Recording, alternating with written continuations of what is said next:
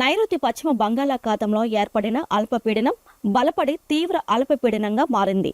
శుక్రవారం నాటికి వాయుగుండంగా, ఆ తర్వాత ఈశాన్యంగా పయనించి శనివారం ఉదయానికి తూర్పు మధ్య బంగాళాఖాతంలో తుఫానుగా మారనుంది.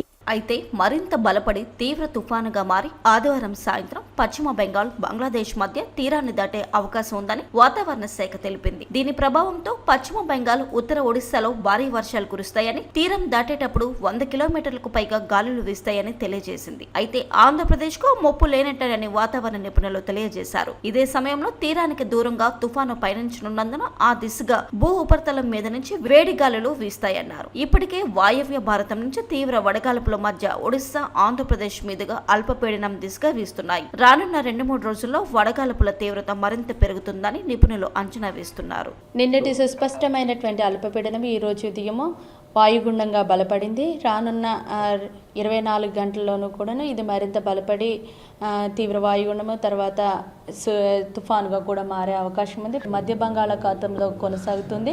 అంటే ఇనిషియల్గా ఈశాన్య దిశగా కదులుతూ ఉన్నది.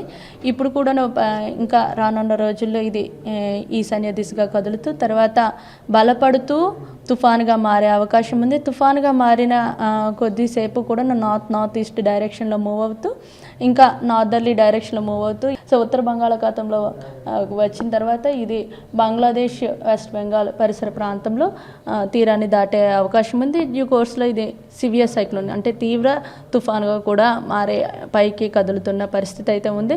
దీని యొక్క ప్రభావం అనేది కూడా ఎంత ఈ ప్రాంతంలోనే ఉండే అవకాశం ఉంది. ప్రస్తుతం ఇక్కడ విండ్స్ అనేవి కూడాను ఇక్కడ మనకి అవుటర్ లేయర్ ఉంది. ఇది ఇంతవరకు కూడా ఇక సిస్టమ్ తాలూకా విండ్ ప్రభావం అనేది ఎక్కువ ఉంటుంది. మొత్తం మీద మన ఆంధ్ర రాష్ట్రానికి ఇది చాలా దూరంలో ఉంటుంది. అందుచేతనే మన ఆంధ్ర రాష్ట్రం మీద దీని యొక్క ప్రభావం అనేది కొంచెం తక్కువగా ఉంటుంది. వన్స్ 25th, 26th వెళ్ళేటప్పటికల్లా ఈ ప్రాంతం మీద దీని యొక్క ప్రభావం అనేది అంటే ఇటు నార్త్ ఒడిశా, వెస్ట్ బెంగాల్, బంగ్లాదేశ్ ఈ కోస్ట్ల మీద దీని యొక్క ప్రభావం అనేది గ్రాడ్యువల్గా పెరుగుతూ ఉంటుంది.